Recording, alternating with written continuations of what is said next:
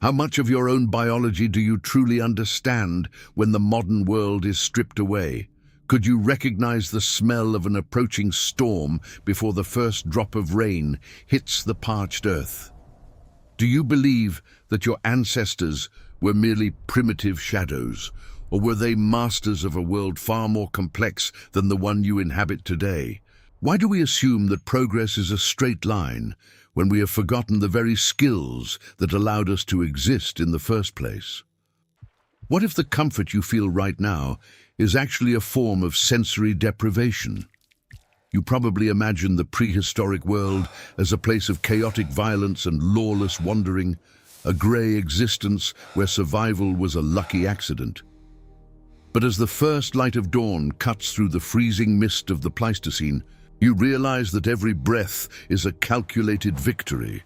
This is not a world of randomness, but one of extreme precision.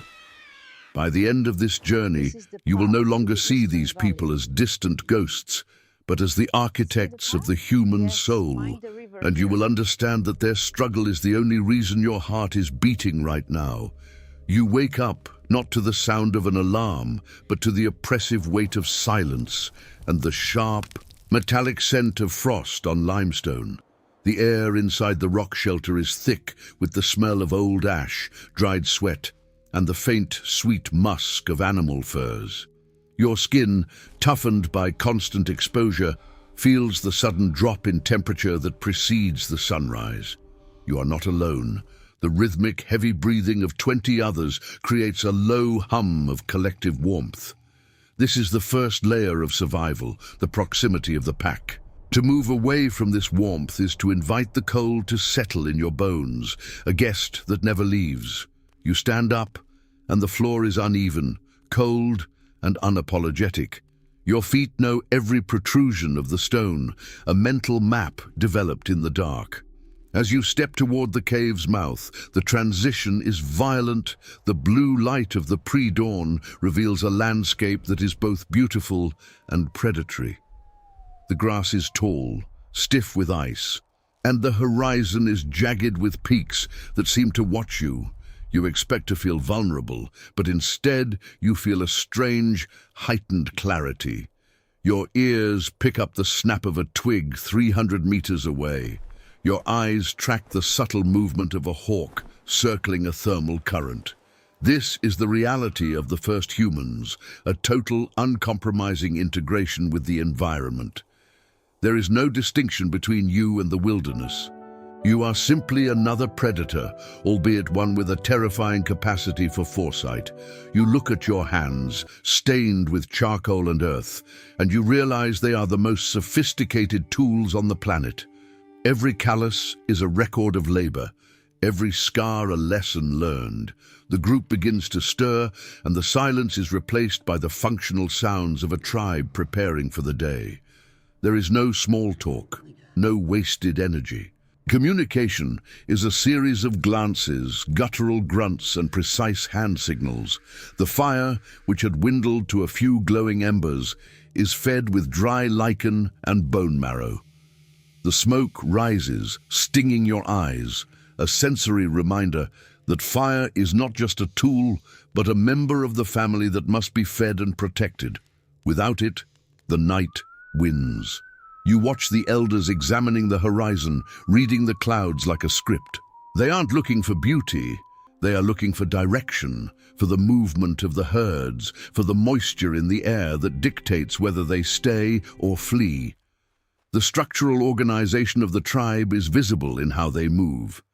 The hunters check their spears, the obsidian tips glinting like dark water. The gatherers prepare their woven slings, their fingers moving with a mechanical fluidity born of 1,000 repetitions. Everything has a place, and everyone has a purpose. If the spearmaker fails, the hunter starves. If the hunter starves, the children perish. This is a cycle of absolute interdependence. You feel the hunger now, a sharp, gnawing sensation in your abdomen. But it doesn't cause panic. It is a signal, a data point. You move to the edge of the plateau, looking down at the valley where the great beasts roam. The scale of the world is overwhelming. You are small, hairless, and physically weaker than almost everything that wants to eat you.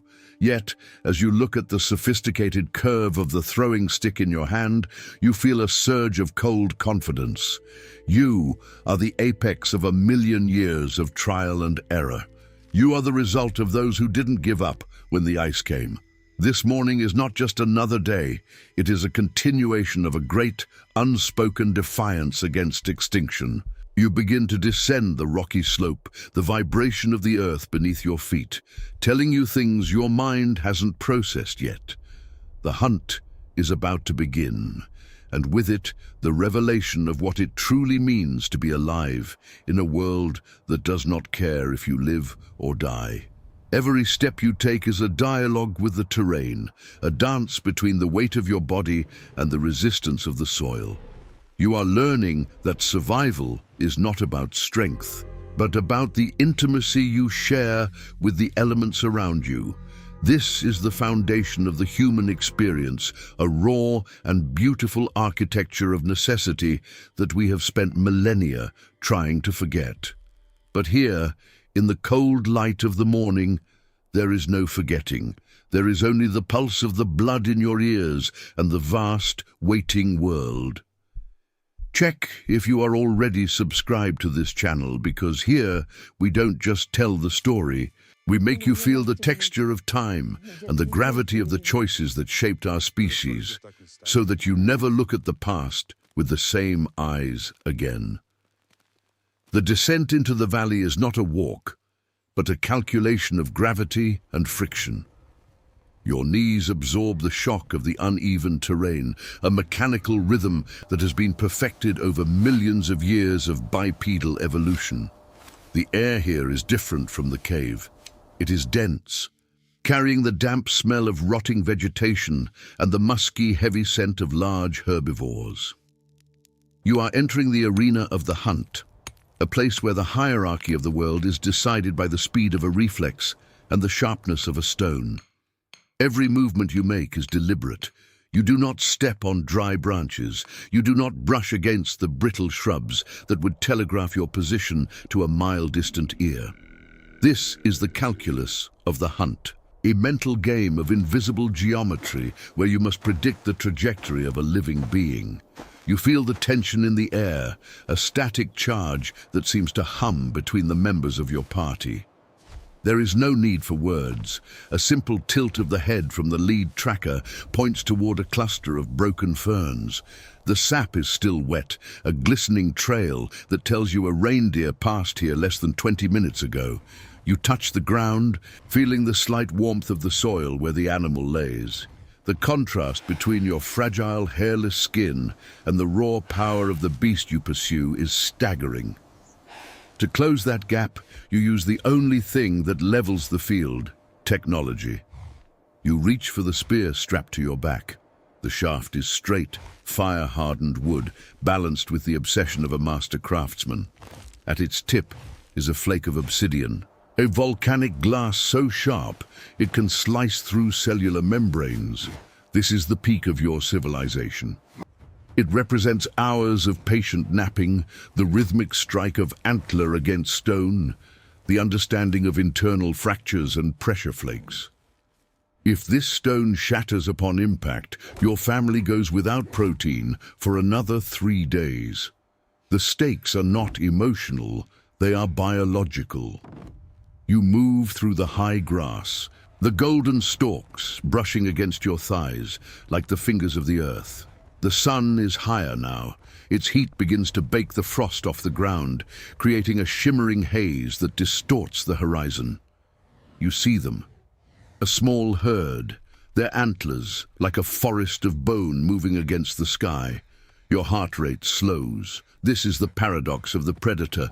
To succeed, you must become as calm as the wind. You watch the lead bull, a massive wall of muscle and fur. You observe his breathing, the way his ears rotate to catch the slightest anomaly in the wind. You are waiting for the moment of structural vulnerability, the second he lowers his head to graze, breaking his line of sight. You and your companions begin to fan out, creating a physical net. This is social engineering in its purest form. You are not hunting as individuals. You are hunting as a single, multi-headed organism. One man flushes the prey, two others cut off the escape route, and the final two deliver the strike. It is a choreography of survival that requires absolute trust. If one person fails, the net breaks. If the net breaks, the energy expended in the chase becomes a net loss, a debt that your body cannot afford to pay. The chase begins with a sudden violent explosion of movement. The herd bolts, a thundering wave of hooves that vibrates in your chest. You run, not with the frantic desperation of the frightened, but with the focused endurance of the persistent. You are a persistent hunter. You cannot outrun the deer in a sprint, but you can outstrip its ability to cool itself. You are the only creature on this plane that can sweat effectively, a biological advantage that turns you into a relentless ghost. The heat of the midday sun becomes your ally. You watch the bull begin to falter, his tongue hanging out, his pace stutters as his internal temperature rises. The abundance of the herd is now concentrated into this one failing individual. This is the transition from the abstract to the concrete. The kill is not a moment of cruelty, but a moment of somber necessity. As the spear leaves your hand, flying in a perfect arc, dictated by the physics of the lever and the strength of your shoulder, you feel the weight of history in your grip. The impact is a dull thrum that travels back through the air. The beast falls, and the silence that follows is more profound than any noise. You approach the fallen animal, and the heat radiating from its body is a promise of life for your tribe. You feel the coarse texture of the fur and the cooling skin. This meat will be dried, the hide will become a shelter, the bones will become needles, and the sinew will become thread. Nothing is wasted because in this world, waste is a form of suicide. You look at your companions, and for the first time today, a smile breaks the mask of the hunt. It is a shared recognition of continued existence. The fragility of the morning has been replaced by the stability of a successful harvest. You are the masters of the valley, for today at least. It is a heavy, primal satisfaction that transcends language. If you could see yourself now through the lens of the future, you would realize that this very moment of cooperation is what built the foundations of every city and every empire that would ever exist. Type in the comments the phrase, "I am the blood of the survivors," because this statement is the recognition that every fiber of your being was forged in the heat of this fight and in the precision of this stone. And to ignore this is to ignore the very essence of what makes you human. The sun begins its long tilt toward the west, casting elongated shadows that stretch across the bloody grass. The work is far from over. The butchery and the transport will test your endurance even further, but the primary fear has been silenced. The belly of the tribe will be full. You shoulder the weight of the meat, the warm blood seeping into your fur, a visceral cloak of success. As you begin the long trek back to the heights, the landscape seems less hostile, more familiar. You have carved your place into it once again. You are not a guest in this wilderness. You are its most dangerous and its most vital inhabitant. The return to the cave is a slow, rhythmic migration against the pull of the earth. The sun is now a bruised purple on the horizon, casting the valley in shades of amber and indigo. The weight on your shoulders, the cold, heavy limbs of the prey, is a physical anchor to the world of the living. As you ascend the final rocky slope, the first sign of the tribe's heart reaches you, the smell of burning juniper. This scent is the signal of safety, the olfactory boundary between the wilderness and the home. You enter the rock shelter, and the temperature rises instantly, trapped by the stone walls and the thermal mass of the central hearth. This fire is not merely a source of heat, it is the structural axis of your social existence. Around this flame, the hierarchy of the hunt dissolves into the intimacy of the family. The distribution of the meat is a silent, precise ritual. There is no greed here. For greed is a malfunction in a system where everyone must be strong enough to move tomorrow. You watch the women take the hides, their scrapers of flint, moving with a rhythmic scraping sound against the raw skin. This is the labor of preservation. To turn a skin into a garment is to engineer a second layer of defense against the freezing world. The texture of the hide changes under the tool, from slippery and organic to soft and pliable. You feel the radiant heat on your face, a sharp contrast to the biting wind that still howls outside the cave's mouth.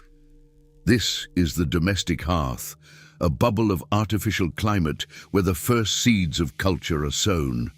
While the meat roasts, the air fills with a heavy, savory steam that coats the back of your throat. You sit on a bed of dried ferns and mammoth wool, the fibers scratching against your skin, reminding you of the materials that keep the frost at bay. The group is no longer a hunting machine. It is a community of stories. You see the children watching the elders, their eyes reflecting the dancing flames as they learn the geometry of the tools being sharpened.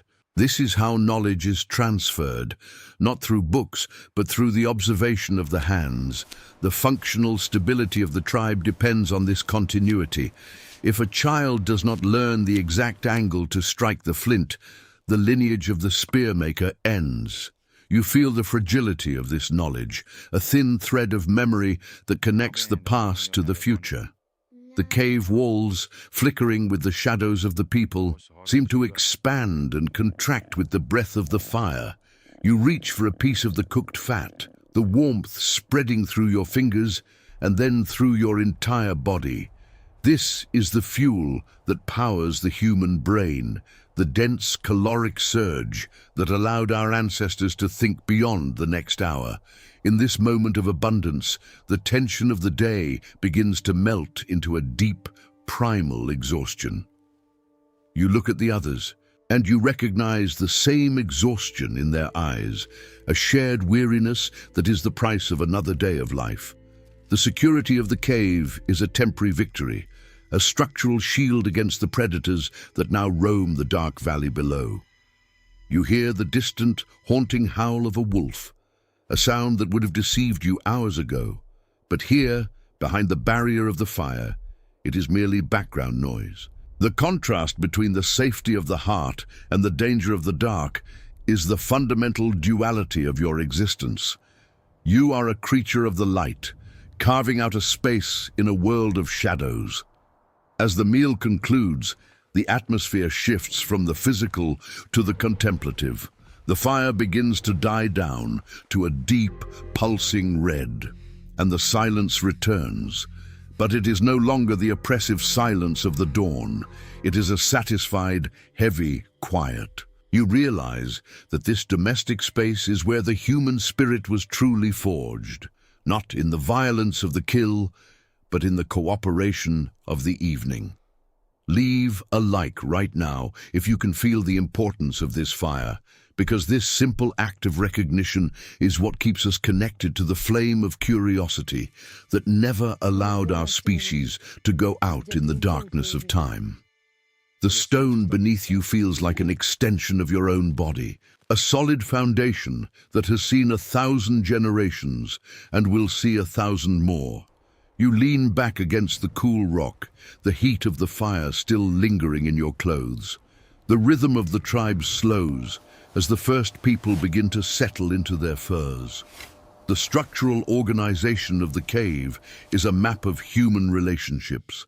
The elders near the back for protection, the hunters near the entrance to guard the flame, the mothers and children in the warmest pockets of the air. It is a masterpiece of informal architecture, a design for living that requires no blueprint other than the instinct for survival. You close your eyes for a moment, and the sounds of the cave, the crackle of a dying log, the soft shift of a body on fur, the distant drip of water from a stalactite, become a symphony of the hearth. This is the core of the prehistoric experience, the realization that you are part of a larger whole, a single knot in a vast web of life that stretches back to the beginning of time. The abundance of the hunt has provided more than just food. It has provided the time to exist without the immediate threat of death.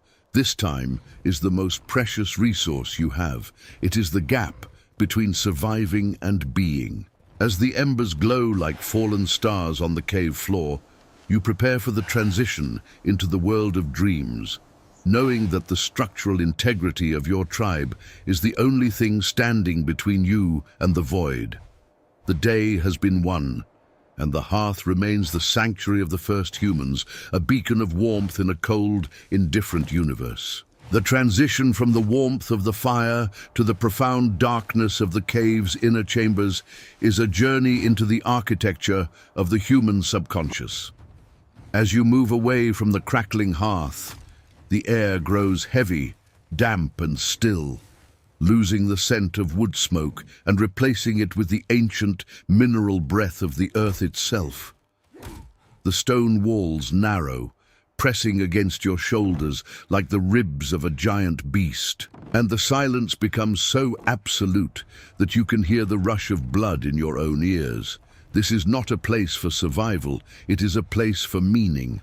You carry a small stone lamp, a hollowed-out cobble filled with animal fat, and a wick of dried moss. The flame is a tiny, flickering point of gold that barely pushes back the oppressive ink of the cavern.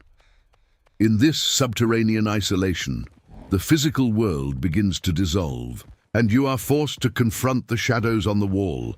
You reach a chamber where the ceiling opens up, and your light reveals a sudden explosion of color and form.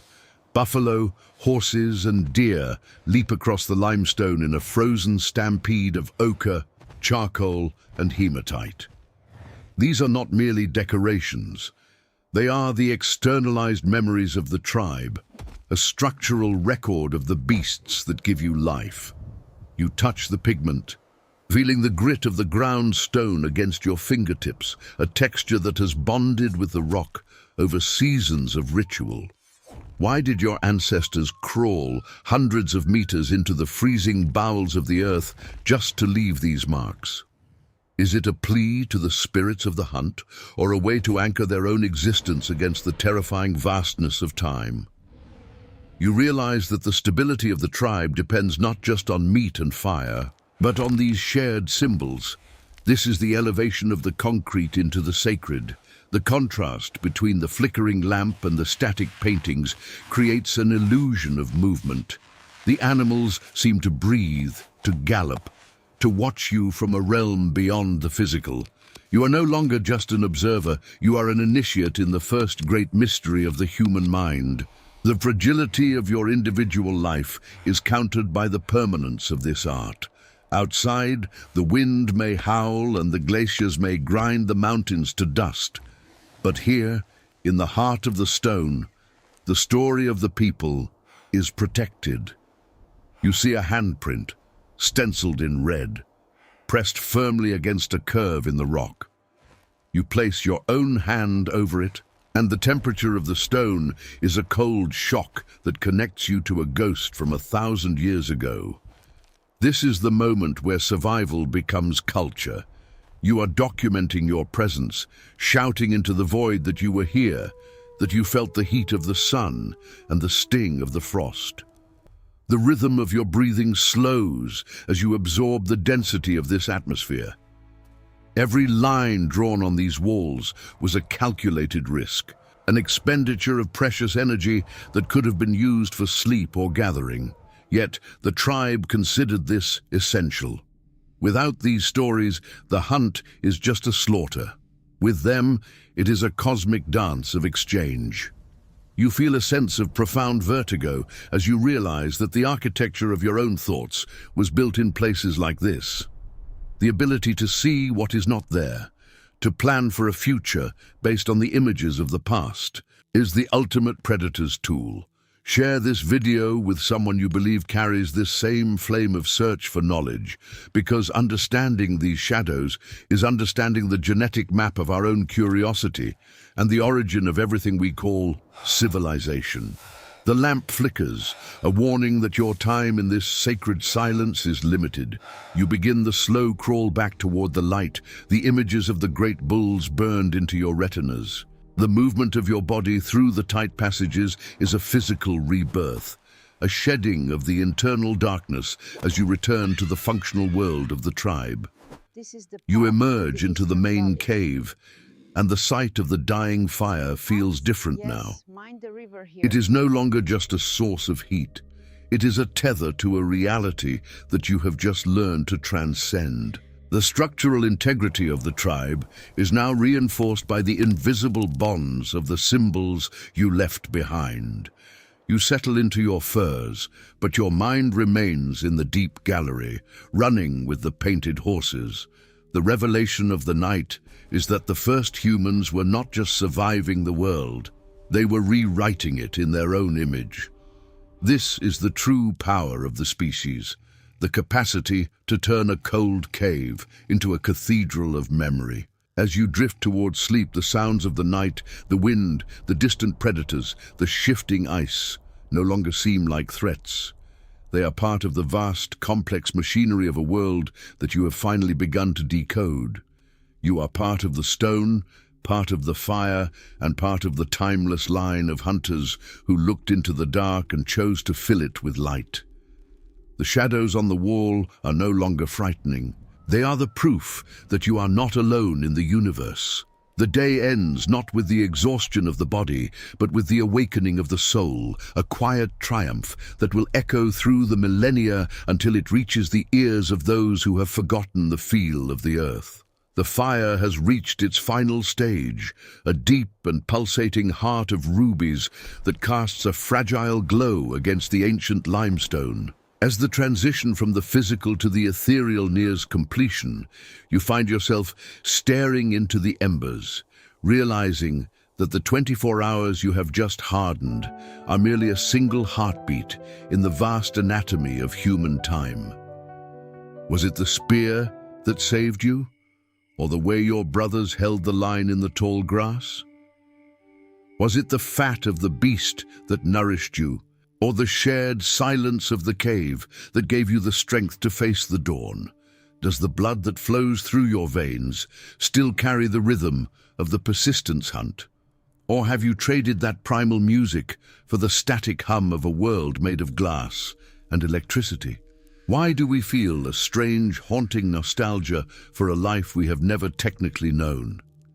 In this final hour of the night, the elevation of your experience becomes a philosophical clarity. You are the dream of the first ancestor. The structural continuity of your species was never guaranteed. It was bought with the currency of extreme endurance and the refusal to be extinguished by the ice. You feel the cold air creeping back into the cave as the flame weakens, a reminder that the environment is always waiting to reclaim its territory. The contrast between the immense scale of the Pleistocene and the small, flickering cluster of your tribe is the ultimate testament to human resilience. You are small, yet you have occupied the mind of the world. You are fragile, yet you have mastered the hardest stones. The abundance of your spirit has overcome the scarcity of the landscape. As you prepare to close your eyes, you realize that the architecture of your life is built on a foundation of bone and charcoal. The modern world is but a thin skin over this ancient reality. Every time you feel the urge to create, to protect, or to understand the unknown, you are channeling Tahi hunter in the valley and the artist in the dark. The day ends, but the legacy begins. You are no longer just an observer of the past. You are the living evidence of its success. The silence of the cave becomes a comfortable weight, a darkness that no longer threatens, but instead cradles the exhausted survivors of the dawn. You have lived a day as the first humans, and in doing so, you have discovered that their world was not a place of lack, but a place of absolute presence. They did not just exist, they were intensely, vibrantly alive in every fiber of their being. The echo of their voices is the wind in the mountains, and their warmth is the fire that still burns in the center of every human heart, waiting to be rediscovered. Check if you are already subscribed to this channel so that we can continue exploring the deep roots that sustain our existence, and so that the stories of those who came before us are never lost in the abyss of oblivion. If you've watched this far, it's because you like this case. Leave a comment saying, "I've watched this far," and so I can get to know you and know who really likes the stories here on the channel. Like this video if you felt the gravity of this journey, and share it with those who need to remember the strength they carry in their own DNA. The sun will soon rise again, but now you know that it's not just the beginning of a new day, it's the continuation of a lineage of survivors who never, ever accepted the silence of the night as the end of the story.